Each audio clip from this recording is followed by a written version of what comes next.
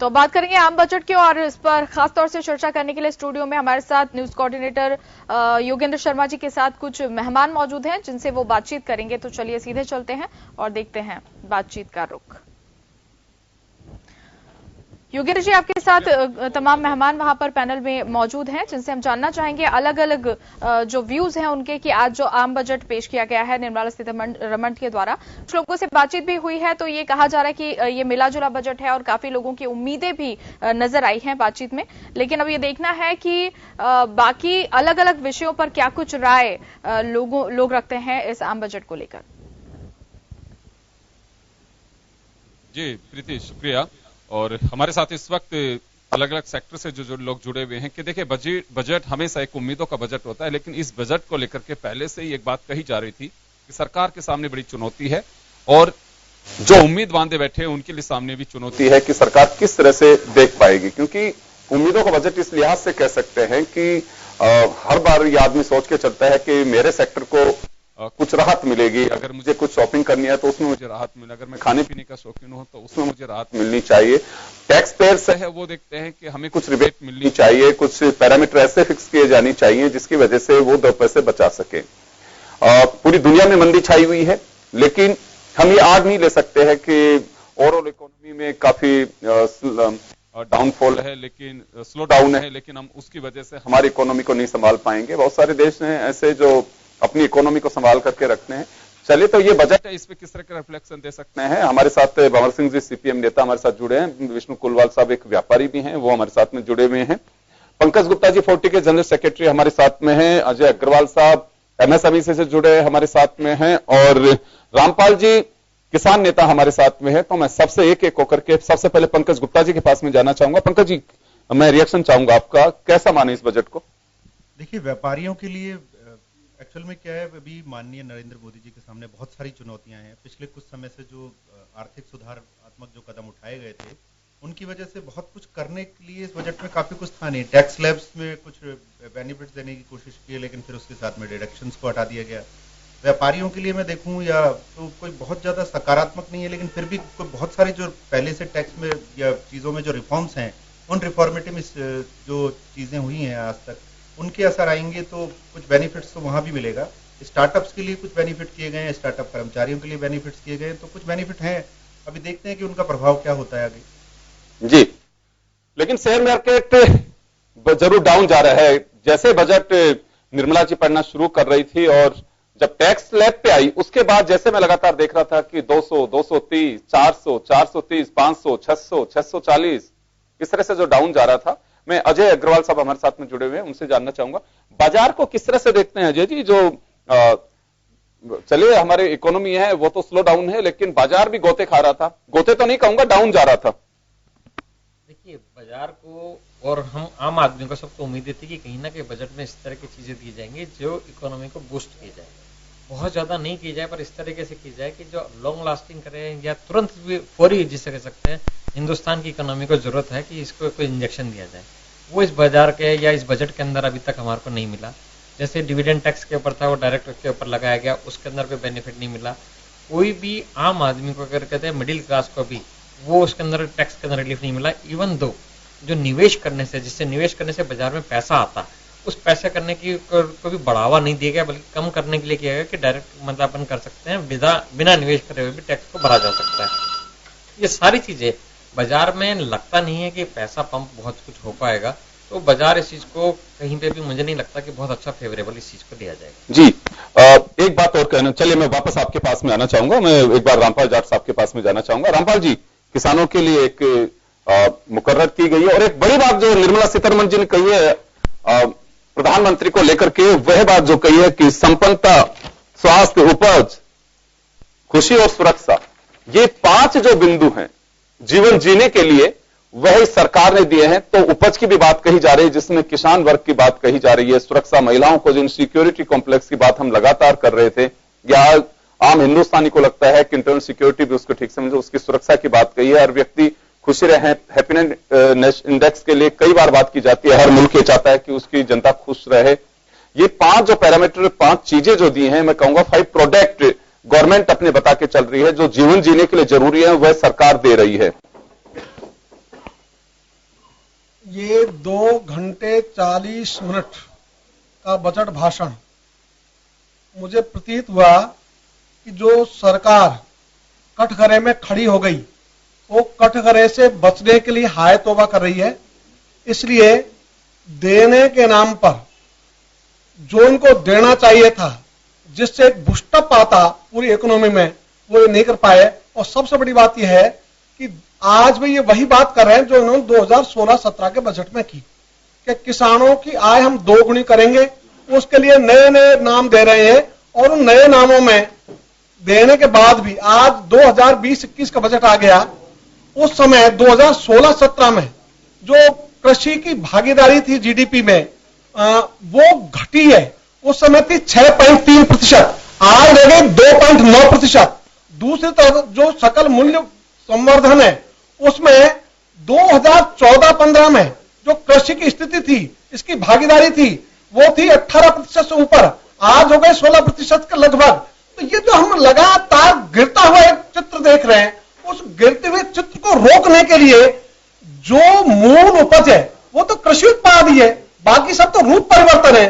तो रूप परिवर्तन के पहले यदि मूल उत्पादों का आप नहीं संभालोगे तो देश संभलेगा कैसे? इसलिए देश को संभालने के 1 लाख करोड़ की व्यवस्था की है किसान और खेती दोनों के लिए।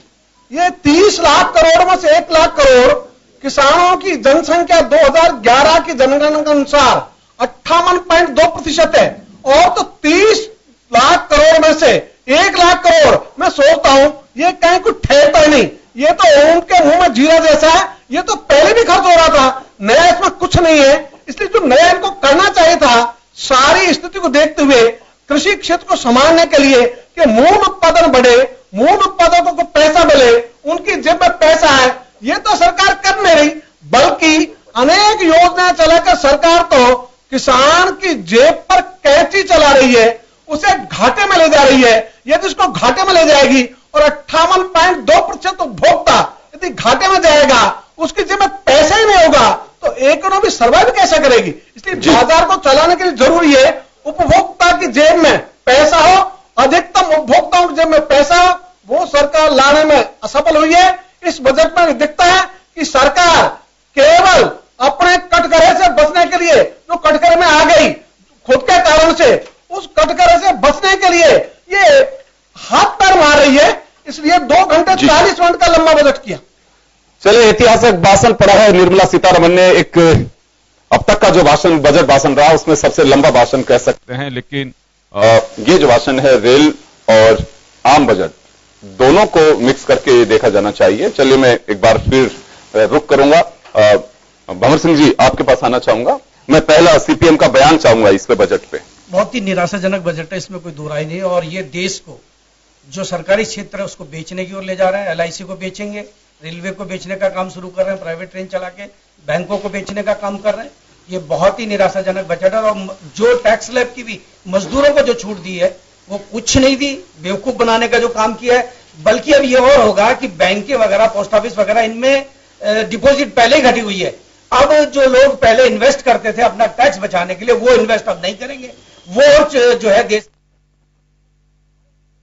से इसलिए लड़ पा रहा था कि लोग बचत करते थे। यहां तो बचत को प्रोत्साहन देने के बजाय हतोत्साहित किया कि आप छोड़ो बचत करना और हमारे को टैक्स दो। तो टैक्स स्लैब भी जो बनाया है वो इतना गंदा है कि लोगों को बेवकूफ बनाने का काम किया है। और आम मजदूर को इससे बिल्कुल निराशा हुई है। मैं मजदूर के लिए कहूं, किसान को क्या दिया है? कुछ नहीं दिया है, उसके लिए कोई योजना नहीं है। आज आप देखिए 8 लाख करोड़ का बजट घाटा इन्होंने रखा है। 22 लाख करोड़ इनकम होगी, 30 लाख करोड़ का इन्होंने खर्चे का बना दिया है। तो पहले ही घाटा 8 लाख करोड़ का, देंगे कहां से? इनके पास पैसा है कहां पर? अभी जो अर्थव्यवस्था की मंदी है उसमें बजट में जो अनुमान कर रहे हैं वो सब में फेल हो रहे हैं। रोजगार का जहां तक अवसर है, ये कह रहे हैं भारत 2030 तक दुनिया का सबसे बड़ा जो है युवा देश हो जाएगा। अरे आप उस युवा के लिए किया क्या आपने इस बजट में? कुछ भी नहीं किया ना। रोजगार कैसे देंगे? कोई योजना आप नहीं बना रहे। इवन शिक्षा को भी आप विदेशी हाथों में देना चाह रहे हैं, FDI ला रहे हैं उसके अंदर। हमारी शिक्षा पर विदेशी लोगों का कब्जा होगा। एक तरफ आप कह रहे हैं, इनके दोगली बात आप ये देखिए, एक तरफ कह रहे हैं हम विदेशी लोगों को भारत में पढ़ाएंगे, दूसरी तरफ FDI लेके आ रहे हैं शिक्षा के क्षेत्र में। तो समझ में नहीं आ रही क्या कहना चाह रही है वित्त मंत्री की, वो करना क्या चाहती है। स्वास्थ्य का जहां तक सवाल है, बजट इतना कम है कि कहां लोगों को स्वास्थ्य देंगे। शिक्षा स्वास्थ्य में जो सरकार अपने लोगों को अच्छा नहीं कर सकती है, वो देश तरक्की करने में बहुत पीछे होता है, इसमें कोई दो राय नहीं है। तो बहुत निराशाजनक बजट। चलिए कुलवाल साहब के पास में जाना चाहूंगा। कुलवाल साहब, क्या रिएक्शन बजट को लेके? सर, ये मकड़ों की जाल का बजट है। इस बजट के अंदर सरकार ने कोई व्यापारियों को कोई फायदा नहीं किया, न देश के कोई युवा बेरोजगार युवकों के लिए कुछ किया, न देश के किसानों के लिए किया। सिर्फ इसको एक घुमाने वाला एक बजट है। इसको ऐसा दिखा रहे हैं ये कि हम इतना बड़ा कर देंगे। देखिए, घुमाने, झूठ बोलने से देश की स्थिति अच्छी नहीं होती है। आज ये लगातार ये बजट के नाम पे झूठ बोल रहे हैं। अगर ये बजट के बारे में देखिए योगेंद्र जी, इसको पढ़ने के लिए हमें समय चाहिएगा। कोई अभी अचानक इतना बड़ा बजट हम पढ़ भी नहीं सकते हैं। मगर जितना इन्होंने दिखाया, ये सिर्फ गुमराह कर रहे हैं और इनके पास कोई अच्छी योजनाएं नहीं है। सिर्फ किसी वर्ग को, अगर ये हिंदुस्तान में किसी वर्ग को अगर ये सरकार राजी कर सके, वो मुझे बजट में बता दे कि इन्होंने किस व्यक्ति के लिए, किस समाज के लिए, किसी के लिए क्या किया। वो इस बजट में कहीं नहीं, मुझे नजर नहीं आता। जी, तो आपको लग रहा है कि किसी भी तबके के लिए कोई बजट नहीं है? नहीं, गुमराह किया जाए ना बजट में। अब इन्होंने लिखा है इनकम टैक्स स्लैब को, एक तो बोलिए इनकम टैक्स स्लैब होगा, अगर पुराने पे भी लेना चाहो तो आप दे सकते हो। इसका मतलब अभी हम इसको पढ़ेंगे, कहीं ना कहीं इसके अंदर पेच फंसा गुमराह करने वाली स्थिति बनी हुई है। पुराने भी दे सकते हो और नए में देंगे, तो कुछ ना कुछ है तो सही गड़बड़ अंदर। तो इसलिए जब तक इसको पूरा नहीं पढ़ेंगे, मगर मुझे लग रहा है जिस ढंग से हमारी देश की वित्त मंत्री जी ने 2 घंटे 30 मिनट तक भाषण दिया, सिर्फ उन्होंने जनता को गुमराह करने का भाषण दिया। और देश के प्रधानमंत्री जो उनकी पार्टी के नेता है, उनके रूप में इस बजट को पेश किया। यह देश हित के लिए बजट नहीं है। चलिए मैं पंकज गुप्ता जी के पास वापस जाना चाहूंगा। पंकज जी, एक बात कही है कि विवाद छोड़ हम विश्वास की ओर आगे बढ़ रहे हैं और 31 मार्च तक जो टैक्स पेयर्स हैं, अगर वो अपील में आते हैं तो उन्हें जो विवादित राशि है वो देनी होगी। आपको उस पर रिबेट देने की बात कही है, जो कर्ज पे ब्याज जो आपका है उसकी माफी होगी और पेनल्टी को भी वो जो छोड़ने की बात कह रहे हैं। तो इससे कुछ होगा, अपील में लोग जाएंगे और जो विवाद हैं वो निपटेंगे? बिल्कुल सर, बहुत सारे विवाद हैं, कई हजारों की संख्या में, कई मतलब मैं तो लाखों में ही कहूंगा, बहुत सारी फाइलें हैं इस तरह की, जिसमें टैक्स की गणना के अंदर बहुत सारी चीजें एडिशनल जोड़ दी गई हैं, या कई जगह डबल टैक्स भी है और इंटरेस्ट को भी हटाया जा रहा है। तो बहुत सारे बेनिफिट्स मिलने हैं इस स्कीम से। ये अच्छी स्कीम है और उससे बहुत सारे पुराने विवाद सिमटेंगे। अब लेकिन एक्चुअल में इससे जो बेनिफिट होना है वो एक तरफ है, लेकिन जो टैक्स स्लैब्स हैं या टैक्स की गणना में जो खामियां हैं, एक्चुअल में मैं पहले भी इस मंच के माध्यम से कुछ बातें कह चुका हूं। एक्चुअल में जो आर्टिफिशियल इंटेलिजेंस से जो अभी आज अपने वित्त मंत्री जी ने कहा, तो एक्चुअल में क्या है, अगर आप आर्टिफिशियल इंटेलिजेंस को लेकर के साथ काम करते हुए अगर आप चीजों को बना रहे हैं और उसके साथ में डायरेक्ट असेसमेंट और सब चीजें कंप्यूटर के माध्यम से होती हैं, तो उसमें बहुत सारी खामियां रहती हैं, क्योंकि वो फार्मूला बेस्ड व्यवस्था है। तो फार्मूला बेस्ड व्यवस्था में प्रॉब्लम ये आती है कि एक फार्मूला फिक्स है, उस फार्मूले के हिसाब से असेसमेंट हुआ और टैक्स अपने आप कैलकुलेट हो जाता है, क्योंकि कंप्यूटर के अंदर भावनाएं नहीं है, उसे नहीं पता किस तरह से काम कर रहा है। तो वो बहुत सारे विवाद तो सुलटेंगे, लेकिन नए विवादों का उनका सबका क्या होगा, तो पूरी इस मौजूदा व्यवस्था के अंदर परिवर्तन की जरूरत है। उन फार्मूलों में या फिर उस आर्टिफिशियल इंटेलिजेंस को या उस व्यवस्था को आप काम में लेते हो तो उसको सुदृढ़ करो, उसको इस तरह से बनाओ कि जो छोटे छोटे विवाद हैं वो जन्म ही ना लें। अब विवाद जन्म ही ना लें, अगर ये होगा तो ये परेशानी ही नहीं आएगी कि हमें स्कीम लेके आनी पड़े। मेरी जब आपसे प्री टॉक्स हो रही थी बजट को लेकर के, तब आपने एक बात कही थी कि गवर्नमेंट को भरोसा दिलाना बड़ी एक चुनौती है, डर है लोगों में, वो डर निकल रहा है इस बजट से, भरोसा हो रहा है? देखिए, मुझे तो मतलब मैं एक्चुअल में अभी इस समय तो इस पर नहीं कहूंगा, एक्चुअल में कोई टिप्पणी नहीं करूंगा, लेकिन फिर भी बहुत ज्यादा एकदम से अगर प्रायर इस बजट को देखा जाए, एकदम से इस बजट को देखा जाए, तो बहुत ज्यादा भरोसे वाली चीजें तो नहीं उभरेंगी एक साथ, क्योंकि कहीं ना कहीं व्यापारी का जो डर है, क्योंकि व्यापार में जो बेसिक प्रॉब्लम है आज की तारीख में इकोनॉमी के डाउन फॉल आने में, अब जो बेसिक प्रॉब्लम है कि व्यापारी के अंदर विश्वास खत्म हो गया, वो पैसा नहीं निकाल रहा, बाजार में से पैसा गायब हो गया, लिक्विडिटी खत्म हो गई। तो इस बजट के अंदर बहुत सारी चीजें वो आनी थी जिससे विश्वास बनता। अगर आप किसी स्कीम को लेकर के आते हैं, अगर आप किसी सिस्टम को लेकर आते हैं, अगर आप किसी इकोनॉमिक रिफॉर्म्स को लेकर आते हैं, तो आपको उस इकोनॉमिक रिफॉर्म का असेसमेंट करना चाहिए। उस असेसमेंट के साथ साथ आपको ये ध्यान भी रखना चाहिए कि क्या जिन लोगों के लिए स्कीम लाई गई, उन लोगों के लिए पर वो खरी उतरी, क्या उन लोगों ने उसको उतने विश्वास के साथ लेकर के, उस विश्वास के साथ लेकर के व्यापार में कोई इजाफा हुआ या नहीं हुआ।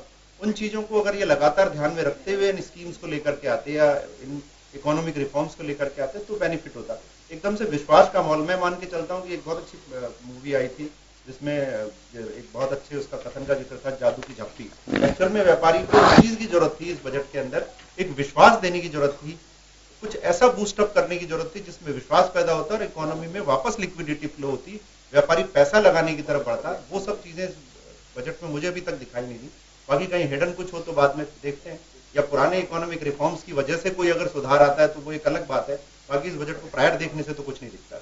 जी, लंबा बजट रहा, लेकिन जिन चीजों को लेकर के सरकार चर्चा में रही, सबका साथ सबका विकास और make in India, skill development, startup, बहुत ज्यादा उन पे फोकस नहीं रखा। हर वक्त को छूने की जरूर कोशिश की, लेकिन अब ये बड़ी बात यही है कि बात भरोसे की है कि सरकार कितना भरोसा दिला पाती है। बजट पेश हो चुका है, बजट की जो डिटेल्स लोग कह रहे हैं कि अब इंतजार करना होगा थोड़ा, जब डिटेल में क्या है, क्योंकि ये आउटलाइंस बताई जाती हैं कि बजट की कि इस मद में इतना पैसा खर्च कर रहे हैं, ये हमारी नई प्लानिंग आ रही है।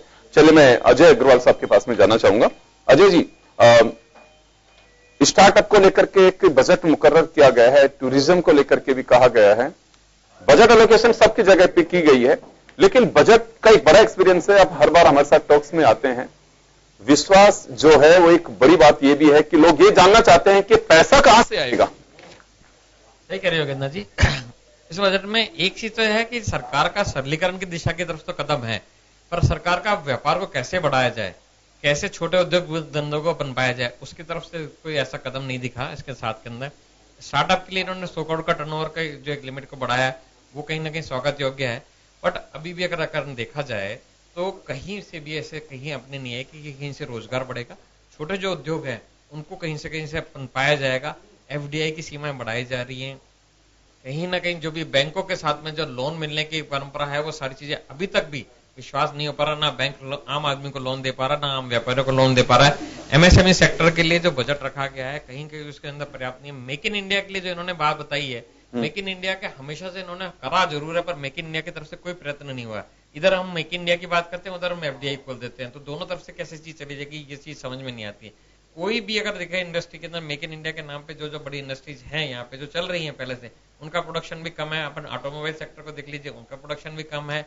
दूसरे अपने इलेक्ट्रॉनिक सेक्टर, एक बात मैंने सुन रहा था खासकर मोबाइल सेक्टर को लेकर के, ये बात कही जाती है कि हमारे यहाँ पे रॉ मटेरियल आकर के असेंबल होता है यहाँ पे, लेकिन निर्मला जी जो कह रही थी कि असेंबल के साथ साथ हमारे यहाँ पे अभी प्रोडक्शन भी होना चाहिए। डेफिनेटली प्रोडक्शन, और जहां तक आप कह रहे हैं मोबाइल के, तो मोबाइल तो यहाँ पे प्रोडक्शन होता ही नहीं है। मोबाइल तो सारे असेंबल होकर बाहर से ही आते हैं। इलेक्ट्रॉनिक्स आइटम सारे होते हैं बाहर से बन के ही आते हैं। यहाँ पे प्रोडक्शन नहीं होता। मैन्युफैक्चरिंग की यूनिट्स यहाँ पे बहुत खराब पोजीशन के ऊपर है।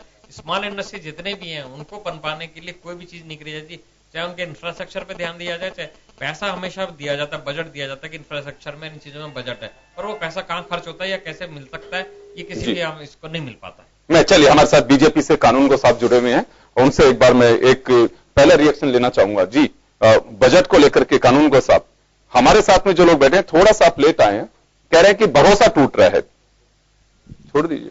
ऐसी कोई बात नहीं है, भरोसा टूटने वाली बात नहीं है। जैसे सरकार जो ये बजट लेकर के आई है, इससे आम जनता में खुशी का माहौल है। वो इसलिए किससे बात हुई अभी आपकी? मेरी 2-3 मेरे क्लाइंटों से बात हुई है, मेरे व्यापारियों से बात हुई। खासकर बताया कि इस प्रोडक्ट को लेकर हमारे में खुशी है। इसमें जैसे जो विवाद स्कीम आई है, विवाद से विश्वास, 31 मार्च तक, इसमें 4,83,000 उसकी तारीफ कर रहे हैं लोग, उसकी तारीफ कर रहे हैं। तो वो एक काबिलियत। और उसके अलावा जैसे डीएलसी रेट्स है वो 5% से 10%, क्योंकि उसमें एक डिस्प्यूट जो है 5% की रेटों का ही डिस्प्यूट और जी। सर, आप तो खुद भी सीए हैं, खुद आप कानून को साहब, आप तो खुद भी सीए हैं। एक बात जानना चाहता हूं, बड़ी उम्मीदें थी आपके ही कई सीनियर लीडर्स 3 दिन से जब हमारी प्री टॉक चल रही थी तो उसमें कह रहे थे कि टैक्स स्लैब बहुत अच्छे से होगा, और बीजेपी का जो आप लोगों का सीए प्रकोष्ठ है उन्होंने भी अपनी तरफ से जनता की भावनाओं से अवगत कराया। ये जो टैक्स स्लैब है इसको लेकर के मैं जानना चाहूंगा आपसे। सर, टैक्स स्लैब सबको मालूम है कि ये पहले सितंबर 19 में भी कॉर्पोरेट सेक्टर में 1,40,000 करोड़ रुपए की राहत दी उनको। जी सर, लेकिन इंडिविजुअल टैक्स और ये जो इसको लेकर के पैसे वाले को क्या या गरीब को? पैसे वाले गरीब की करते हो। चले आप अपनी बात करिए। किस गरीब को दिया आपने? नाम बता दो। व्यक्तिगत उसमें जो है ये अभी व्यक्तिगत में आ गई ना ये टैक्स स्लैब अभी जो नए टैक्स स्लैब है, नए टैक्स स्लैब है कम से कम आप तो बोलो 77,000 बात छोड़ो, सही तो बोलो। इसके साथ जी जी जी। ये टैक्स स्लैब होता है, अभी जो टैक्स स्लैब दिया उन्होंने, तो उसमें कितना परसेंट, 20% की रेट है जो है वो 10% पे, 15% पे कितनी राहत हो गई? 78,000 रुपए की राहत आ रही है। 15 लाख कोई यदि इनकम है तो उस पर 80,000 रुपए, 78,000 रुपए की राहत मिल रही है। उससे उसकी कैपेसिटी जो है डिमांड के कानून तो खत्म कर दिए। कौन से 70 कानून खत्म कर दिए स्लैब के, वो तो बता दो जनता को। वो ऐसा है कि वो भी ऑप्शन लेना चाहिए। निर्मला जी क्यों कह रही है कि पुराना ऑप्शन रख उसमें सकते हो? दोनों ऑप्शन दिए हैं, दोनों ऑप्शन दिए हैं। कुछ दिया नहीं। चलिए आपका सवाल लेना चाहूंगा, क्या आ रहा हूँ कानून को सवाल आ रहा हूँ, क्या सवाल आपको बताइए। रविंद्र जी, जब हमारे देश के प्रधानमंत्री कहते हैं कि ये जब भारत एक देश है तो कानून भी तो एक होना चाहिए, ये अपने खुद के बजट में दोनों कानून बता रहे हैं। ये सब जनता को गुमराह करने वाला बजट है, जनता का कुछ भी बनाई होगी इस बजट से। चलिए क्या पहली करें, बार देश में ऐसा हो रहा है कि जब इनकम टैक्स के 2 स्लैब एक साथ चलेंगे और आपको ऑप्शन दे रहे हैं कि पुराना स्लैब रखो चाहे नया स्लैब, तो ये बेवकूफ बनाने वाली बात है। इसमें कोई छूट नहीं मिलेगी, कुछ नहीं लेना देना, आम आदमी को कोई फायदा नहीं, ना व्यापारी को कोई। चलिए ये कानून के साथ ही बता सकते हैं इसमें। जी बताइए। इनको ये मालूम नहीं है, कानून दो नहीं हुए हैं, कानून एक ही है। इनकम टैक्स आयकर कानून में विकल्प कई तरह के होते हैं, जो आपको विकल्प अच्छा लगे वो विकल्प चूज कर सकते हैं आप। लेकिन उनका ये कहना है कि एक ही क्यों नहीं बात कर रहे हैं, तो कानून तो एक ही है। कानून में कोई ऐसा नहीं है एक देश एक कानून की, नहीं आपने एक देश एक कानून की बात करी, वो एक देश एक कानून ही है। ये कह रहा हूं कि एक देश एक कानून में कई कोई नहीं है, विकल्प कई अल्टरनेटिव होते हैं। आपको एक प्रश्न भी हल करने का, मैं ये कह रहा हूं एक प्रश्न भी है तो उसको हल करने के कई विकल्प है, आपकी मर्जी है जिस विकल्प से आप उसको हल कीजिए, नंबर आपको उतने ही मिलना है, इसमें आपको परेशानी क्या है। आप मैथमेटिक्स में क्वेश्चन निकाल करके देखें, कई विकल्प मिलेंगे, आपकी जो मर्जी है, जो आपको इजी लग रहा है, जो आपको सरल लग रहा है, वो आप चूज करिए। ये जी, लेकिन देखिए बात यह है कि आपको यही भरोसा था कि 5 लाख तक का ये जो टैक्स है उसमें चलिए अभी जीरो कुछ नहीं देना, उसके बाद में 7.5 लाख रुपए तक 10% है, फिर बढ़ाया है धीरे धीरे, उसमें 2.5 लाख रुपए का दिया है अभी इसमें, पहले शायद 5 लाख रुपए तक का वो देते थे। 5 लाख, हाँ, अब उससे स्लैब जो था उसमें 2.5 लाख का किया अभी इन्होंने। जी, तो ये उम्मीद थी क्योंकि नए और पुराने दोनों में कोई अंतर नहीं आ रहा, तो फिर क्यों सब चीजें करने की आवश्यकता है? ये तो पहले वाला ही रख देते हैं कि 5 लाख रुपए तक का पहले वाला चलता रहेगा। सर इसमें जो है 5 लाख तक का पहले वाला, पहले 5 से 10 का, 5 लाख से सीधे 10 लाख पर 20% टैक्स लेता, तो इन्होंने एक मार्जिनल के साथ इसमें बीच में 2 टुकड़े कर दिए। वो इसलिए कर दिए कि जैसे जैसे जो अपनी जो बोल रहे हैं कि साहब ये तो पूंजीपतियों के लिए और उनको बेनिफिट नहीं, पूंजीपतियों के लिए लेनी। सर कॉर्पोरेट टैक्स की बात कर रहे हैं, कॉर्पोरेट टैक्स की बात कर रहे हैं, 1,40,000 बिल्कुल सीधी बात कर रहे हैं कि 15% जो है वो उन्होंने 7.5 लाख से ऊपर वालों को 15% किया है। तो ये जो है ये तो टैक्स रेट हमेशा, और फिर भी हमारा अन्य देशों की तुलना में कॉर्पोरेट टैक्स को ले लें चाहे व्यक्तिगत टैक्स को ले लें, विश्व में पूरे वर्ल्ड में सबसे कम टैक्स रेट यहाँ पे है। आप चेक कर ले, निकाल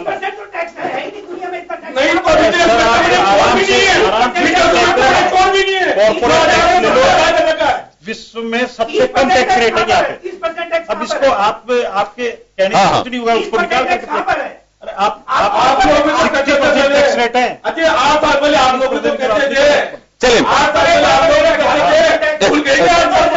एफडीआई की बात की गई है, चाहे वो रेलवे प्रोजेक्ट हो, एफडीआई की बात की, रेलवे प्रोजेक्ट हो, चाहे आपका एविएशन हो या फिर आपका इंफ्रास्ट्रक्चर हो, एजुकेशन हो, सब ओपन रास्ते खोल दिए एफडीआई का। ये मेरा सवाल इस वजह से है कि या तो ये समझे कि पहले बीजेपी से चूक रही और अब समझ में आ रही है कि एफडीआई के बिना हमारा भला नहीं हो सकता, उदारीकरण के दौर में इससे कोई कंट्री बाहर नहीं निकल सकता, क्योंकि आप लोग लगातार भारत बंद की ओर जा रहे। जैसे एफडीआई की कोई बात आती थी कि भारत बंद का कॉल, तो अब क्या हो रहा है आपके, क्योंकि सिनेरियो बदल गया एफडीआई का? सर ऐसा है कि उसका पॉलिसी होती है जी, एक पॉलिसी जो है पहले नहीं बन पा रही थी। पॉलिसी पहले भी बन रही थी लेकिन उसमें कुछ पक्षपातपूर्ण पॉलिसियां थी। अब अच्छा। जो है वो उसको पूरा ट्रांसपेरेंसी के साथ है ना, विदेशी नहीं उसमें पॉलिसी बहुत है अंदर, उसमें एफडीआई केवल एफडीआई का नाम ही थोड़ी है, किस टाइप से उसको रूट करके लाना है, कैसे पैसे को लाना है, वो सारी बातें तो, और किस सेक्टर में लाना है, जैसे जैसे समय की मांग है कि आज जो है किस चीज की आवश्यकता है, आज किस टेक्नोलॉजी, आज किस बात की आवश्यकता है, क्वांटम थ्योरी, जैसे उसके लिए क्वांटम कैलकुलेशन। कानून को सब, एक मेरा सवाल हो रहा है, एक सवाल है मेरा, एक छोटा सा सवाल हो रहा है मेरा। सवाल यह है कि बहुत अच्छी बात है, आप लोगों ने कहा कि 1 लाख ग्राम पंचायतों को हम डिजिटलाइजेशन करेंगे, उनके OFC से जोड़ेंगे, बहुत अच्छी बात है। लेकिन मुझे एक चीज बताइए सर, मुझे बहुत अच्छे से ध्यान है कि आपके मंत्री जी एक बार जब अटल सेवा केंद्र के लिए गए और वहां से कुछ लिखवाना, तो पेड़ पे चढ़ना पड़ा उनको मोबाइल लेकर के, सिर्फ बात करने के लिए, डाटा देखने के लिए नहीं है, बात करने के लिए। उसके बाद में मुझे कोई बहुत ज्यादा सुधार आपके मोबाइल सेक्टर में नहीं लग रहा है। और आप भी बात करते हैं, हमारे में से तमाम अतिथि जो बात कर रहे हैं, मेरा वादा है और दावा भी इस बात को लेकर के कि दिन में 5 कॉल अगर रेगुलर अगर बात हो पाती हो तो आप मुझे बता दीजिए। अगर कॉल ड्रॉप नहीं हो पाती हो तो सर ये कैसे संभव हो पाएगा, उसका कोई विजन कैसे करके गया इस सेक्टर में भी? तमाम जो हमारे यहां के अभी भी टेलीकॉम जो सेक्टर के कंपनियां हैं वो बड़ी अजीबोगरीब स्थिति में। वो बात एक अलग है कि सुप्रीम कोर्ट के निर्देश पर उनसे पैसे वसूल जा रहे हैं, वो तो ठीक बात है, लेकिन ये सब होगा कैसे? सर इसके लिए आपने खुद ने इसके पहले बात करी कि FDI की, हाँ, उसके साथ में टेक्नोलॉजी भी आएगी। तो FDI तो सर ऑलरेडी हमारे यहाँ पे केवल पैसे का ही जो है नहीं वो काम है, टेक्नोलॉजी जो है कि एडवांस टेक्नोलॉजी धीरे धीरे देश 70 सालों से आप देख रहे थे कि भाई किस टाइप से जो है नहीं धीरे धीरे बढ़ रहा है, और बढ़ रहा है तो उसके लिए भी प्लान और पॉलिसी सब तैयार है। बिल्कुल राइट। और मेरा सवाल सर इस वजह से क्योंकि BSNL सर BSNL जिसको 4G BSNL जिसको 4G का लाइसेंस तक नहीं दे पा रहे हैं सर। BSNL मिल जाता है, ऐसा है कि वो प्राइवेटाइजेशन जो है वो एक देश की इकोनॉमी के लिए बहुत बढ़िया। सर आप पड़ोसी के बच्चे के लिए सोचोगे, खुद के बच्चे के लिए सोचोगे? पहले दोनों के लिए सोचना पड़ेगा सर, नहीं दोनों के लिए सोचना पड़ेगा। तो BSNL में सर मैं बताऊंगा, आपको पास में ज्यादा जानकारी होगी, आपकी तो गवर्नमेंट है। 31 मार्च को राजस्थान की मैं बात बता रहा हूं आपको, यानी कि एक दिन पहले 50 बार जो अधिकारी कर्मचारी हैं उन्होंने VRS लिया है 50 बार के। यह आंकड़ा 3700 से भी ज्यादा हो चुका। आप ये बताओ ये सिस्टम को सुधारोगे कैसे? एक तरफ तो बड़ी बड़ी योजनाएं और सब्ज बाग दिखा रहे हो, दूसरी तरफ लोग आपके सिस्टम को छोड़ के जा रहे हैं। तो चले मैं पंकज गुप्ता जी कुछ कह रहे हैं बीच में पहले जी। एक्चुअल में सर देखिए FDIs मतलब अगर मैं बात करूं हमारे माननीय नरेंद्र मोदी के विजन की, तो जब शुरुआती पिछली उनका जो सरकार का कार्यकाल था, make in India vision, startups, इस वाले कार्यकाल में भी make in India vision, startup, तो कहीं ना कहीं वो कहीं छूटता चला जा रहा है। अगर आप FDIs को लेके आ रहे हो और आप FDIs को लाने में केवल ये तर्क दो कि उससे टेक्नोलॉजी आएगी, उससे बहुत सारी चीजें आएंगी, तो फिर मेक इन इंडिया विजन क्या करेगा? अच्छा आप अगर यहाँ पर टेक्नोलॉजी, अच्छा हमारे यहाँ का ब्रेन तो ड्रेन होकर के बाहर जा रहा है और वहां पर सिर्फ वही हो ये रहा है कि हम यहाँ की टेक्नोलॉजी पहले बाहर जा रही है, मतलब यहाँ का व्यक्ति बाहर की कंट्री में जाकर के उस टेक्नोलॉजी को बना रहा है, फिर उस कंपनी से हम टेक्नोलॉजी वापस खरीद रहे हैं। तो हम हमारे यहाँ के जो नॉलेजेबल लोग हैं, क्या हम ऐसा सुधार नहीं कर सकते हमारे एजुकेशन सिस्टम में? क्या हम इतने अच्छे बड़े व्यापार तंत्र को या इतने स्ट्रॉन्ग सिस्टम को जन्म नहीं दे सकते कि हमारा यहाँ का ब्रेन ड्रेन ना हो? ये एक बहुत बड़ी समस्या है इस देश की कि अच्छे जो लोग हैं वो बाहर जाकर के उन कंपनीज के लिए बनाते हैं और वो कंपनियां फिर शासन कर रही है। दूसरा FDIs के आने का बहुत बड़ा नुकसान होगा, कानून को साहब यही है जैसा मुझे अभी पता चला है। तो एक बहुत बड़ी प्रॉब्लम अभी आपके लीगल सेक्टर में और आपके इसमें अकाउंट्स और इससे रिलेटेड जो सेक्टर है उसमें भी आने वाली है। अगर इस सेक्टर में FDIs आई तो हमारे यहाँ का पूरा सिस्टम, जिसको लीगल सिस्टम और ये सब कहना चाहिए, वो खत्म हो जाएगा, क्योंकि वो कंपनियां बहुत बड़े लेवल पे लेकर के आएंगी, बहुत सारा एक सिस्टमेटिक इतना बड़ा सब कुछ होगा उनके पास तंत्र, तो वो हमारे पास हमारा खुद का सिस्टम, हमारी खुद की छोटी कंपनियां। अच्छा हमारे यहाँ पर MSMEs को अगर आप प्रमोट करते, मुझे नहीं लगता कि कोई भी चीज वो आज लेकर के आए। आज पूरे बजट को मैंने भी ध्यान से सुना, MSME के लिए कोई ऐसी स्कीम नहीं है जिससे MSME के बचने के उपाय हो, MSME वापस बचे। बूस्टर डोज का भाव रहा है? कुछ नहीं है सर, कुछ भी नहीं है, कुछ भी नहीं है, बूस्टर डोज नहीं है ही नहीं। MSME जो मृतप्राय हो गया, MSME जो खत्म हो गया, MSME बहुत सारी चीजें बनाता है, सबसे ज्यादा रोजगार देने वाला ग्रोथ इंजन। मैं बार बार इस चैनल के माध्यम से अलग अलग माध्यमों से मैं बोलता रहा हूं, ना हमारी स्टेट गवर्नमेंट ने कुछ किया अपने बजट में, ना हमारी सेंट्रल गवर्नमेंट ने अपने बजट में किया। MSME सेक्टर बिल्कुल तबाह खत्म होता जा रहा है। बड़े उद्योग कैसे बचेंगे? MSME ही बड़े उद्योगों के लिए कहीं ना कहीं कुछ न कुछ सब्सिडरी आइटम बनाता है। बड़े उद्योग टिके ही काफी कुछ MSME के बेसिस पे हैं, तो MSME खत्म हो जाएगा तो बचेगा क्या? आप MSME के लिए कोई उपाय लेके आते एमएसएमई के लिए कुछ लेके आते, कुछ भी नहीं किया। आप एफडीआईज को ला रहे हो, इसका मतलब आपके लोगों, आपका यहाँ के व्यापारियों पे विश्वास खत्म है। आप यहाँ के व्यापारी को तो, आप यहाँ के व्यापारी को, मैं तो एक व्यापार जगत के एक बहुत बड़ी एसोसिएशन से हूँ, मैं ये तो नहीं कहूंगा, एक बहुत बड़ा गलत हो जाएगा स्टेटमेंट, लेकिन आप यहाँ के व्यापारी को पहले तो आप दोषी ठहराते हो, उसके ऊपर एक बहुत बड़ा टेंशन प्रेशर लाते हो अलग अलग स्कीम और पॉलिसीज का, ना तो वो व्यापार कर पा रहा है ना कुछ कर पा रहा है, फिर आप उसको कहते हो कि भाई अच्छा ठीक है तुमसे कुछ नहीं हो रहा तो मेरा एफडीआई ले आते हैं। अरे भाई एफडीआई तो पंकज जी, एक बात में अगर कहें तो हम ये कह सकते हैं कि इस बजट में सबसे बड़ी जो बात देखी जानी चाहिए थी वह यह होनी चाहिए थी कि व्यापारी का डर खत्म हो और व्यापारी पे सरकार भरोसा भी करे कि व्यापारी चोर नहीं है। ये माना जा सकता है? नहीं, ऐसा तो हमारे किसी भी सरकार ने कभी नहीं बोला व्यापारी के लिए, पर बात वो आती है कि सर एक्चुअल में पूरा एक सिस्टम इस तरह का होना चाहिए कि हमारे यहाँ के व्यापार पे भरोसा हो, हम बाहर की टेक्नोलॉजी ना खरीदें। बात भरोसे की मैं बात कर रहा हूं, तो क्या माना जाए इसे कि व्यापारी का अभी विश्वास नहीं कर रही है सरकार?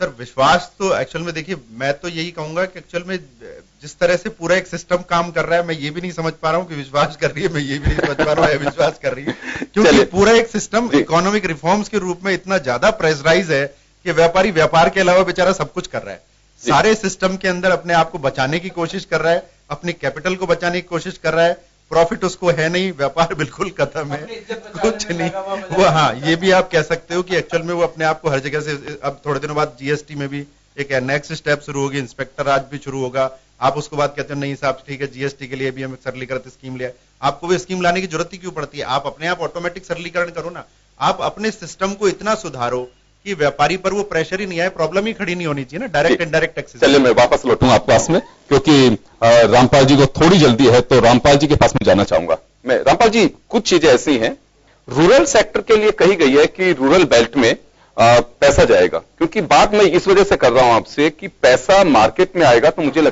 पैसा जेब में आएगा तो मार्केट में आएगा।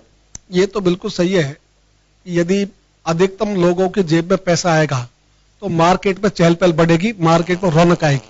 लेकिन अभी दिक्कत ये हो रही है कि जहां पैसा जाना चाहिए वहां पैसा जा ही नहीं रहा। इसलिए ये जो ग्रामीण अर्थव्यवस्था की बात कर रहे हैं, ये आपसे थोड़ी कर रहे हैं, हर बजट में यही विषय होता है, कृषि सर्वोच्च प्राथमिकता, ग्रामीण विकास सर्वोच्च प्राथमिकता, और ये केवल बातों का अंबार होता है, मिलता कुछ नहीं।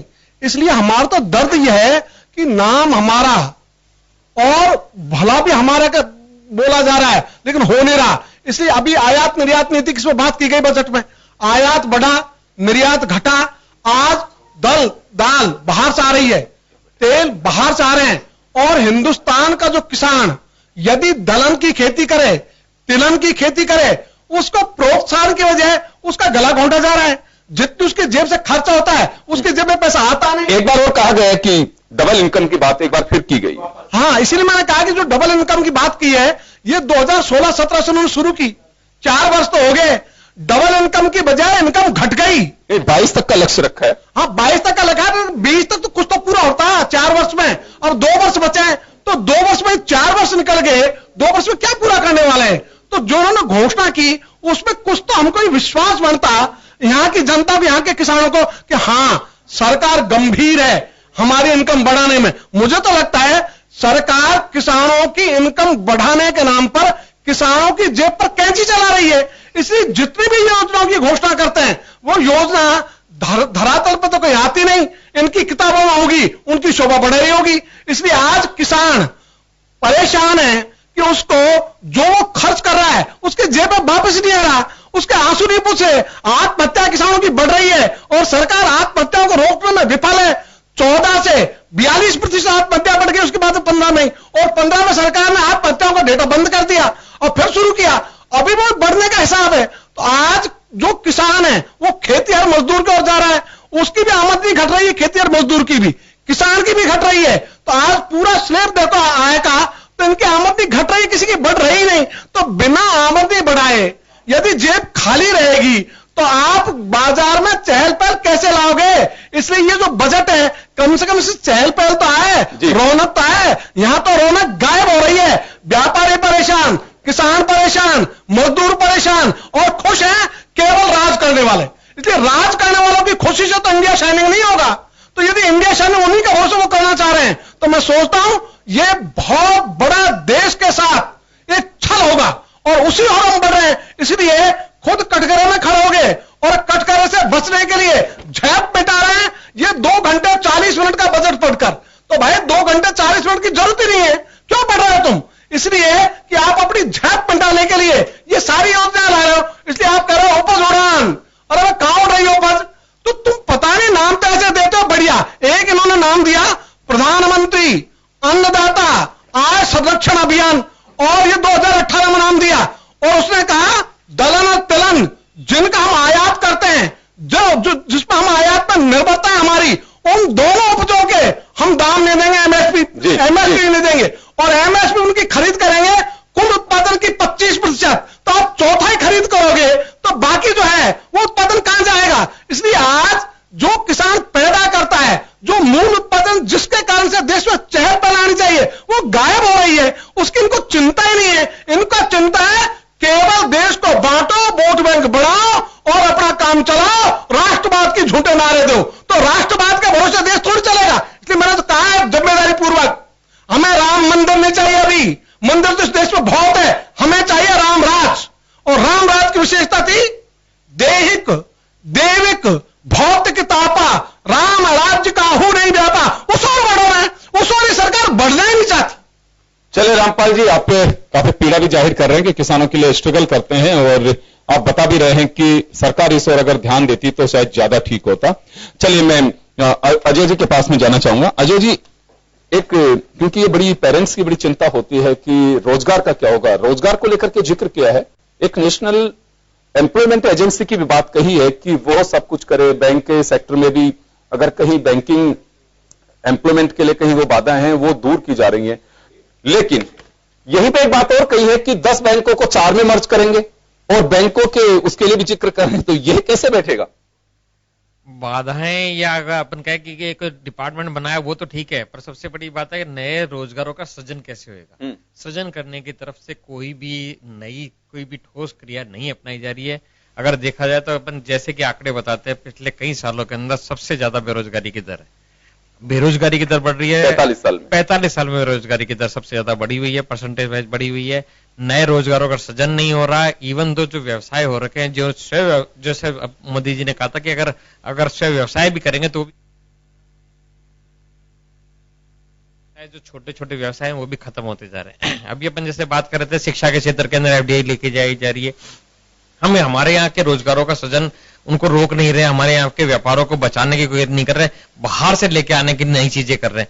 ऐसा कहीं से कोई भी चीजें कर सकते कि कोई ठोस क्रियान्वयन वाली बात करी जाए। कई बार कमेटियां बनती हैं, नए रोजगारों के लिए बनती है, नए एम्प्लॉयमेंट के लिए कई स्कीमें बनती हैं, पर कहीं भी बैंक है मेरा एक सवाल है जिससे थोड़ा आप भी जुड़े हुए हैं। प्रधानमंत्री जी का मैं सुन रहा था एक बार मन की बात में कि आप लोग हमारे यहाँ से काफी लोगों के पास में पैसा होता है, घूमने जाने के बड़े शौकीन होते हैं, साल में 2 ट्रिप करते हैं, 3 ट्रिप करते हैं, और मैं कहना चाहूंगा कि हिंदुस्तान में ही घूमे, हिंदुस्तान में बड़ी खुशी है। मैं भी गया घूमने के लिए, सुनकर के नॉर्थ ईस्ट में ही बहुत खूबसूरत है, इसमें कोई डाउट नहीं है। देश में वो फॉरेन बसता है, लोग कहते हैं कि स्विट्जरलैंड जैसा लगता है, ये वो जैसा लगता है, तो बहुत सारी चीजें। लेकिन यहां एक जो सबसे बड़ी बात है वो ये है कि 3150 करोड़ रुपए टूरिज्म सेक्टर के लिए दिया है। हाँ, 2500 करोड़ होगा। और दूसरा, तेजस जैसी ट्रेनों को सर्किट से जोड़ने की भी बात की जा रही है। तो मैं हमेशा हर बार वित्त मंत्री को सुनता हूं कि किसी को भी कि टूरिज्म सेक्टर को इंडस्ट्री का दर्जा देने की पहल कर रहे हैं और इसे आगे बढ़ाया जाना चाहिए। इस पैसे में तो मुझे लगता है कि इसकी एक प्रोजेक्ट रिपोर्ट तैयार हो पाएगी। कई सालों से ये टूरिज्म इंडस्ट्री को उद्योग का दर्जा देने के लिए बातचीत चल रही है। इवन दो जो हम कह सकते हैं कि हमारे को उम्मीद थी कि बीजेपी की सरकार आएगी तो कहीं ना कहीं चीजों के लिए मिलेगा, पर अभी तक भी कोई भी इस चीज के अंदर आगे कोई बढ़ोतरी नहीं हुई है। टूरिज्म के लिए जैसे 2500 करोड़ रुपए का बहुत कम है।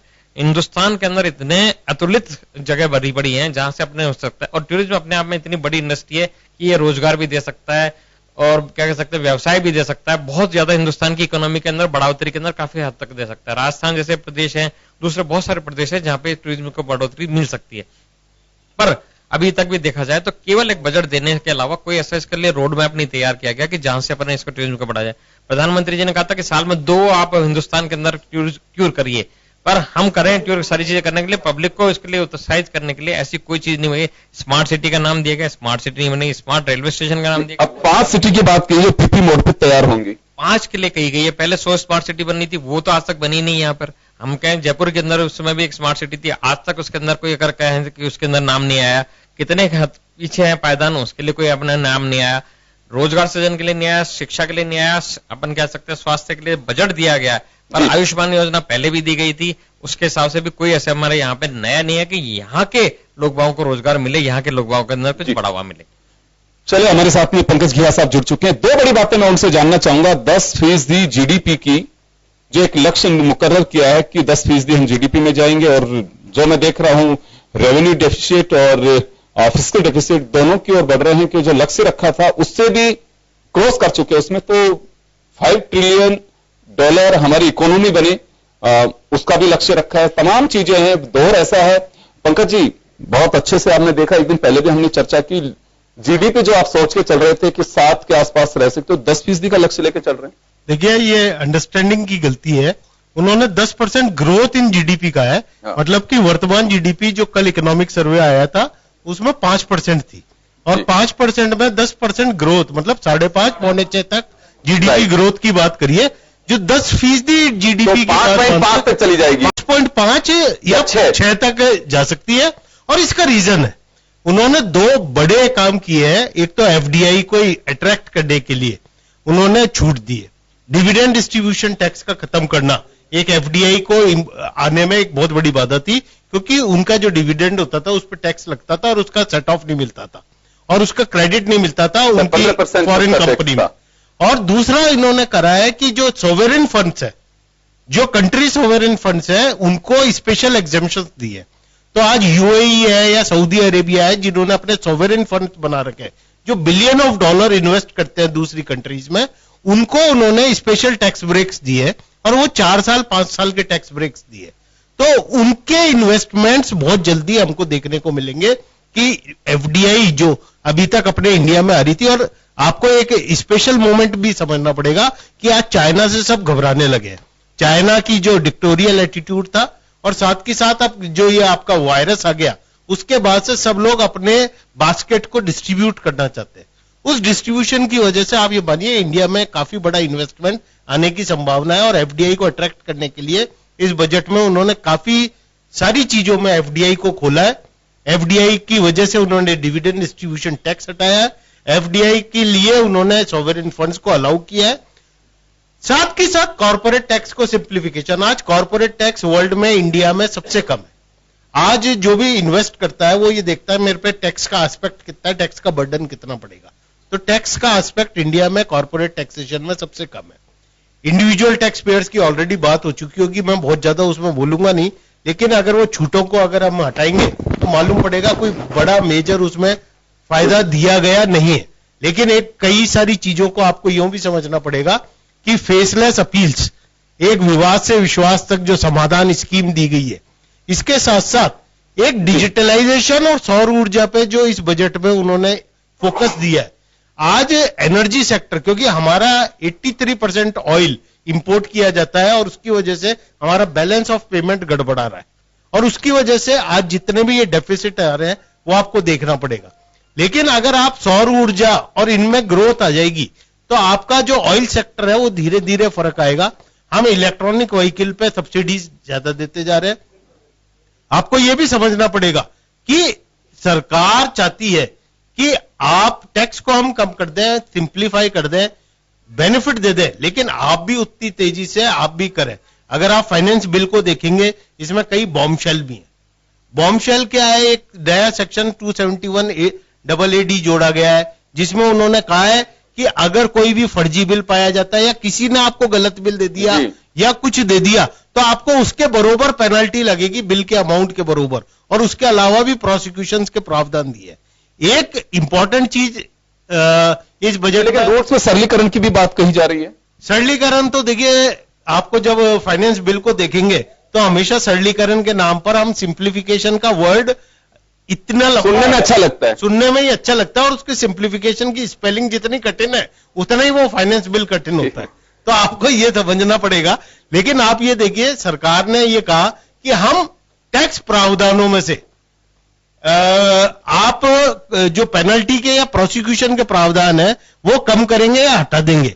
लेकिन वो खाली कंपनीज एक्ट या इनकम टैक्स एक्ट में भी कुछ प्रावधान के लिए कहा गया आज जीएसटी एक्ट में जिसमें सबसे ज्यादा लोग परेशान हो रहे हैं, उसके लिए सरकार ने कोई भी चीज इसमें नहीं की है, बल्कि जो फाइनेंस बिल के प्रावधान आ रहे हैं उसमें और उनको ड्रैकोनियन बनाने की चेष्टा की गई है, जो बॉम्ब शेल भी मैं कह सकता हूं। आपको यह भी समझना पड़ेगा कि ये जो जिस तरीके से इंडिविजुअल टैक्स में 2 तरीके की स्कीम्स लाए हैं। हाँ, ये बड़ा सवाल था कि पुरानी को भी आप लागू रख रहे हो। कोलवा सामने बड़ा सवाल खड़ा किया कि एक देश एक कानून की लगातार बात कर रहे हो और आप सिस्टम 2-2 फॉलो करा रहे हो। 2-2 फॉलो करा रहे हो और उसमें यह कर दिया, अगर आपने नया सिस्टम एक बार ऑप्ट कर लिया तो वो आगे के सब्सिक्वेंट सब ईयर्स के लिए, राइट, मतलब आपके पास ये नहीं है कि खाली 1 साल के लिए आप ऑप्ट कर रहे हो, आप आगे के सभी सालों के लिए वो कंटिन्यूअस ऑप्शन आपके पास आ जाएगा। लेकिन इसके साथ साथ आपको ये भी समझना पड़ेगा, कुछ बेनिफिट आम आदमी के लिए दिए है। आपको बैंक डिपॉजिट इंश्योरेंस जो 1 लाख रुपए था उसको बढ़ा के 5 लाख कर दिया है, ये एक बहुत बड़ी चीज है। चैरिटेबल, ये भी एक यह कंफ्यूजन था, ये एफडीआई पे है या फिर टोटल जो आप लोगों की किसी का भी जो सेविंग अकाउंट में है उसका? आपका चाहे सेविंग बैंक अकाउंट में पड़ा हो चाहे एफडी में पड़ा हो, जो एक अभी तक कोई बैंक अगर फेल हो जाता था तो आपको मैक्सिमम 1 लाख रुपए तक की आपको सेफ्टी थी, उसको बढ़ा के उन्होंने 5 लाख कर दिए। हालांकि कुछ दिन पहले आपने एक घोषणा सुनी थी कि उसको 2 लाख कर रहे हैं, लेकिन उन्होंने समझा और इसको 5 लाख, और 5 लाख से ये मानकर चलिए कि बैंक के जो कस्टमर्स है 70% कस्टमर्स उसमें कवर हो जाते हैं। एक बहुत इंपॉर्टेंट जो चेंज किया गया है वो चैरिटेबल इंस्टीट्यूशंस के लिए किया गया है। उन्होंने चैरिटेबल इंस्टीट्यूशंस के रजिस्ट्रेशन जो अभी डिसेंट्रलाइज था और यहाँ पे कमिश्नर ऑफ इनकम टैक्स की मर्जी पे था और उसमें बहुत हैरेसमेंट होता था, उसको डिसेंट्रलाइज करके इलेक्ट्रॉनिक मोड में लिया है। अब सब कुछ एप्लीकेशन ऑनलाइन फाइल होगी और वो एप्लीकेशन फाइल होने के लिए उन्होंने ये भी कह दिया कि 3 साल तक आपको प्रोविजनल रजिस्ट्रेशन इमीडिएटली दे दिया जाएगा। कुछ कंडीशंस उन्होंने लगाई है कि आप जो डोनर है, डोनी है, वो जो पेमेंट कर रहा है उसकी भी डाटा आपको अपलोड करना पड़ेगा और उसको ऑटोमेटिक उसकी वजह से क्रेडिट मिल जाएगा। एक अच्छी चीज है क्योंकि चैरिटेबल इंस्टीट्यूशंस का अपने समाज में बहुत बड़ा ओवरऑल अगर हम एक लाइन में देखें तो बजट को कैसा माना जाए? ओवरऑल मैं इसको एवरेज बजट मानूंगा, एवरेज से भी बल्कि बढ़िया ही मानूंगा, क्योंकि आप ग्रोथ आज की सबसे वर्ल्ड इकोनॉमिक रिसेशन में है और आपको ग्रोथ चाहिए। ग्रोथ के लिए आपको एफडीआई लानी पड़ेगी। एफडीआई लाने के लिए इसमें बहुत अच्छे काम किए गए हैं और सिंप्लीफिकेशन, 100 डिडक्शंस थे इनकम टैक्स एक्ट में, उन्होंने कहा है हम 70 डिडक्शंस खत्म कर रहे हैं। हो सकता है एक बार आपको बुरा लगेगा, लेकिन अगर मेरे को ये लगे मैं 100 रुपए कमा रहा हूं, 10% सरकार को देना है तो वो फ्लैट होना चाहिए, कैलकुलेशंस की जरूरत नहीं होनी चाहिए। तो वो एक चीज है। तो एवरेज बजट, एवरेज से अच्छा बजट है। कोशिश की गई है कि हम इकोनॉमिक ग्रोथ पे आए और किसी तरह आगे बढ़े। चलिए मैं कानून का सवाल आपके पास में आना चाहूंगा। सवाल कई हमारे जो व्यापारी साथी हैं या फिर कुछ राजनीतिक दलों से, सबके एक जहन में एक सवाल जो गूंज रहा है और वो ये कि भरोसा करने की बात नहीं है बजट पे, क्योंकि कई चीजों को बड़ी लॉलीपॉप पकड़ाया गया, बड़े स्मार्ट तरीके से इस हाथ से देकर के दूसरे हाथ से निकाल लिया। जो पैसे की बात है वो पैसा आएगा कहां से? एफडीआई के भरोसे पूरे देश को आप अगर चलाना चाहते हैं तो फिर इसके परिणामों को भी उस तरह से भुगतना होगा। इसमें हमारे साथी पंकज जी ने बताया कि ये बजट जो है जी ओवरऑल जो बजट है उससे भी बढ़िया बजट है ना। तो इसमें आपका प्रश्न है कि साहब पैसा कहां से आएगा, ठीक है। तो पैसे के लिए उन्होंने सारा टैक्स का जो कलेक्शन है, इनडायरेक्ट और डायरेक्ट दोनों, उससे प्रावधान है। नहीं सर, वो तो पहले कैलकुलेशन देखिए, अभी करने की कोशिश की है। ये तो कहा जाता है, लेकिन अभी देखिए 8 लाख करोड़ रुपए का सीधा सीधा गैप आ रहा है अभी आपके अन्य और आपका जो खर्चा है उसमें। वो जो गैप आ रहा है वो तो हमेशा रहा है। हाँ। फिस्कल डेफिसिट जो है वो हमेशा रहा है। उसको वो गैप पहले जीडीपी के जो एक जो सर्टेन परसेंटेज है जिसको लेकर के चलते हैं कि हम राजकोषीय घाटे को इससे ऊपर नहीं जाने देंगे, फिर वो कैसे संभव हो पाएगा? ये भी 3.3 से 3.8 तो आप मान के चल रहे हैं। ये संभव जो है जब मार्केट में डिमांड बढ़ेगी, जैसा कि बताया कि टैक्स रेट्स कम हुई है। टैक्स रेट कम होने से हाथ में सेविंग होगी, वो सेविंग जो होगी उससे पैसा जो अपनी कैपेसिटी खरीदने की बढ़ेगी और वो कैपेसिटी खरीदने की बढ़ेगी, मार्केट में डिमांड आएगी, मैन्युफैक्चरिंग सेक्टर बढ़ेगा। तो इस टाइप से ये जो जब डिमांड बढ़ेगी तो जीएसटी कलेक्शन, जब कंजम्पशन बढ़ेगा तो जीएसटी का भी जो टैक्स है वो रेवेन्यू, उससे भी ग्रोथ आएगी। तो ये सारे कारण है जिससे कि ये मीट आउट होगा। जी, आपको भी कुछ उम्मीद थी जो रह गई हो कि हाँ ये भी होना चाहिए था और रह गया? कई बार कस्टमर्स आपके क्लाइंट्स आते होंगे, तो ऐसे कुछ उम्मीदें आपको भी थी? क्योंकि पार्टी लाइन से अलग हटकर ये कानून जी एक समाज के प्राणी भी हैं। सर, हमें जो उम्मीद थी उसके ऊपर बिल्कुल बजट खरा इसलिए उतरा है कि 4,83,000 केसेज जो डिस्प्यूट में थे, सबका समाधान जो है ये विवाद से विश्वास की ओर, ये जो स्कीम है, जैसे पहले इनडायरेक्ट टैक्सेस में आई थी SVLDRS, जिसमें 1,89,000 केसेज थे पेंडिंग, उनका सल्टारा हुआ है, ये भी इसके अंदर जो है नहीं, तो ये एक इस चीज की उम्मीद थी जो पूरी तरह से। मैं पंकज जी पास में उसका कितना बेनिफिट मिला था, क्योंकि ये लगातार बीजेपी दावा करते हैं, उसका कितना बेनिफिट मिला स्कीम का? SVLDRS एक वाकई में बहुत लाजवाब स्कीम थी। 1,89,000 केसेज उसमें सेटल हुआ है और सरकार के पास 40,000 करोड़ रुपया का रेवेन्यू आया, लेकिन वहां पर टैक्स का भी 70% तक छूट दी गई थी। मतलब इंटरेस्ट पेनल्टी के अलावा टैक्स में भी 70% तक छूट दी गई थी। ये जो नई स्कीम दी है विवाद से विश्वास तक, उसमें टैक्स में कोई छूट नहीं दी गई है, जबकि उन्होंने कहा था SVLDRS के अनुसार हम इसमें पेनल्टी और ब्याज को माफ करने की बात कही है। ब्याज को ही करा है, लेकिन टैक्स में छूट नहीं दी गई है। जो लायबिलिटी जो बन रही है उसमें भी आप लोग चाहते थे कि उसमें भी छूट बननी चाहिए। जो पुरानी स्कीम सर्विस टैक्स और एक्साइज की जो थी, जो अभी 15 जनवरी को ही खत्म हुई है, उसमें 70% तक छोटे करदाताओं के लिए और बड़े करदाताओं के लिए 50% तक कर में भी छूट दी गई थी। तो हमारे को उम्मीद थी कि कम से कम 50% की छूट इस स्कीम में आएगी, लेकिन ये 100% टैक्स लेने की जो एक हर घर की चर्चा की उन्होंने कि 4% GST के बाद में खर्च कम हुआ है, ये गणित कैसे है? देखिए, उन्होंने ये कराया है कि अफोर्डेबल हाउसिंग में 1% की टैक्स रेट फ्लैट रेट कर दी है अफोर्डेबल हाउसिंग के लिए, और जो नॉर्मल हाउसिंग के लिए है वो 5% की टैक्स रेट है। तो वो 4% का जो गैप है उसके लिए उन्होंने कहा है वो डायरेक्ट आपकी बचत है। आप मान लीजिए अगर आप 20 लाख का भी एक घर खरीदते हैं तो 20 लाख पे 5% से 10,000 रुपए आपका टैक्स बन जाता है, और 1% से खाली 2,000 रुपए टैक्स बनता है। तो वो एक, और वो किसके लिए छूट है? वो बड़े के लिए छूट नहीं है, वो आम आदमी के लिए छूट है, क्योंकि उसमें आपका कैप लगा हुआ है। रियल एस्टेट में भी इनकम टैक्स में जो एक बड़ी एनोमॉली थी कि आपकी DLC रेट और आपकी स्टैंप ड्यूटी रेट में 5% से ज्यादा का फर्क हो तो वहां पर वो आपको स्क्रूटनी केसेस में ले लेते थे, उसमें भी उन्होंने बढ़ा के उसको 10% किया है। तो आज वर्तमान में क्योंकि प्रॉपर्टी मार्केट गिर गया है, वहां पे DLC कुछ सेक्टर्स में ज्यादा है और एक्चुअल प्रॉपर्टी ट्रांजैक्शन वैल्यू कम है, उसमें ये छूट का बड़ा लाभ मिलेगा। अफोर्डेबल हाउसिंग में उन्होंने जो छूट की अवधि है उसको 1 साल के लिए बढ़ा दिया, ये एक बहुत बड़ा है। उसमें फंड एलोकेट भी किया है, कितना पैसा एलोकेट भी किया है। साथ के साथ आप देखेंगे जो आपको डिजिटाइजेशन के लिए प्राइवेट सेक्टर डाटा बैंक, किसानों के लिए जो बंजर जमीन पे सोलर पावर प्लांट लगाने के लिए, रेलवे के लिए भी कहा है कि अक्षय ऊर्जा के तहत रेलवे की जो खाली जमीन है उस पे भी सोलर डेवलपमेंट, वो एक ऐसा आपके लिए बेनिफिट लाएगा। स्किल डेवलपमेंट के लिए उन्होंने स्पेशल कहा है। इंजीनियर्स के लिए एक इंटर्नशिप योजना उन्होंने दी है कि जो आपके कोऑपरेटिव है या म्युनिसिपल कॉर्पोरेशन है, वहां पे एक इंटर्नशिप योजना हम इंजीनियर्स के लिए देंगे, जिससे कि वो डायरेक्ट वर्किंग देख सके। मैं आपको ये कहना चाहूंगा कि इस बजट में पूरी कोशिश ये की गई है कि किस तरीके से डेवलपमेंट आए, किस तरीके से इन्वेस्टमेंट आए, क्योंकि कंजम्पशन इकोनॉमी कायदे से तो बजट का देखिए जो लक्ष्य है वो भी यही रहता है, मकसद भी यही रहता है कि किसी भी तरह से पैसा निकल करके आना चाहिए और पैसा मार्केट में आएगा। क्योंकि अभी जो चर्चा हमारी 2-3 दिन से चल रही थी कि लिक्विडिटी है पब्लिक के पास में, लेकिन मार्केट में उसका फ्लो नहीं है, और जो टूट रहा है ये विश्वास है, मुझे लगता है कि कोई न कोई इसकी वजह है जिसको जोड़ने की आवश्यकता थी। और चले बजट, लेकिन जब डीपली हम इसको पूरी तरह से देख पाएंगे, अभी वो आउटलाइंस जो इन्होंने बताई हैं उनको लेकर के हम सब चर्चा कर रहे हैं। और एवरेज जो बजट की बात कही जा रही है, मैं एक सवाल और है पंकज जी आपसे मेरा कि सेंसेक्स में जिस तरह का मैं कहूंगा कि डाउन गया, इसका कोई राज या ये वर्चुअल दुनिया है, इस पे कोई ज्यादा इसका कोई खास फर्क नहीं पड़ता?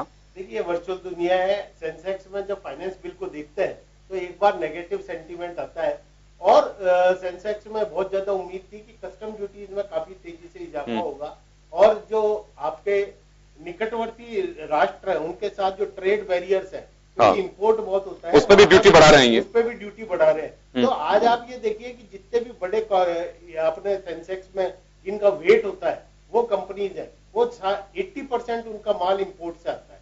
आज हम चाइना से इलेक्ट्रॉनिक ट्रेड में आपने देखा होगा, एक चाइना के वायरस की वजह से कंटेगियन आ गया है, कि उनको उनके पास माल नहीं रहा क्योंकि सारा माल इंपोर्ट कर। मेरा एक और देखिए सवाल आपसे, समय कम है, जैसे 22% कॉर्पोरेट टैक्स है, 30% इंडिविजुअल फर्म टैक्स है, जब ये 1,40,000 करोड़ रुपए का राहत देने की बात कही थी कॉर्पोरेट सेक्टर, तब भी अपन लोगों ने चर्चा की थी इस टैक्स में कहीं रिड्यूस करने की आवश्यकता थी कि हाँ 30 से थोड़ा डाउन किया जाए, ताकि क्योंकि एमएसएमई सेक्टर ज्यादातर उसी में कवर हो पाता है, यहाँ कुछ उम्मीदें थी? यहाँ पर बहुत सारी उम्मीदें थी। एमएसएमई और माइनर सेक्टर को, टाइनी सेक्टर को टैक्स में बहुत ज्यादा रिलीफ नहीं दिया गया, जो कि बहुत उम्मीद थी। खाली कोऑपरेटिव सेक्टर को उन्होंने 22% टैक्स स्लैब में लेकर आए हैं, प्लस सेस और सरचार्ज। लेकिन एमएसएमई सेक्टर को, एलएलपीज को, प्राइवेट सेक्टर जो कंपनीज या पार्टनरशिप फर्म्स है, इसमें टैक्स का रिलीफ नहीं दिया गया। आप ये देखें, अगर कॉर्पोरेट टैक्स 15% किया जा सकता है, तो पार्टनरशिप फर्म, एलएलपीज या उसके लंबे समय से डिमांड हो रही है, लिए लंबे समय से डिमांड हो रही है। और आप देखिए इंडिया क्या है, मैंने कल भी आपको एक उसमें कहा था कि नीचे दुकान ऊपर मकान, वो वाले कॉन्सेप्ट में हर आदमी छोटा इंडिविजुअल एंटरप्रेन्योर है। और एंटरप्रेन्योरशिप, सरकार भी चाहती है एंटरप्रेन्योरशिप डेवलप हो, जिससे रोजगार पे उनका भार कम हो। लेकिन वो एंटरप्रेन्योरशिप डेवलप करने के लिए आपको एक बड़ा इंसेंटिव देना पड़ेगा। अगर बड़ा इंसेंटिव नहीं देंगे तो आप ये मानकर चलिए कि वो एंटरप्रेन्योरशिप आ नहीं सकती। स्टार्टअप के जैसे इन्होंने बेनिफिट दिया है, स्टार्टअप का बेनिफिट बहुत अच्छा बेनिफिट दिया है स्टार्टअप में।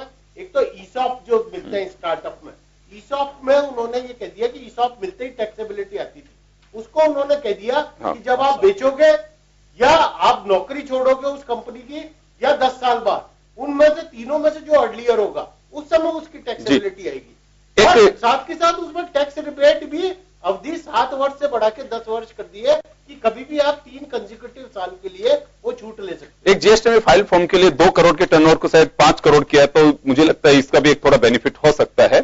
चलिए समय कम है, मैं माफी चाहूंगा सबसे। और बजट पे जो हमारे साथी हमारे साथ में जो जुड़े रहे, लगातार 3 दिन से हमारे साथ में ये पैनल जुड़ रहा था और चर्चा कर रहे थे अपने एक प्री टॉक्स में क्या उम्मीदें हैं। काफी कुछ किसी को जो उम्मीद थी उस तरह से नहीं उतर पा रहा है, लेकिन जब पूरी तरह से पढ़ पाएंगे, जब ये सारी चीजें सामने आएंगी, तो चलिए आप सभी का बहुत बहुत शुक्रिया। और बजट 2020-21 में इतना ही, दीजिए इजाजत, नमस्कार।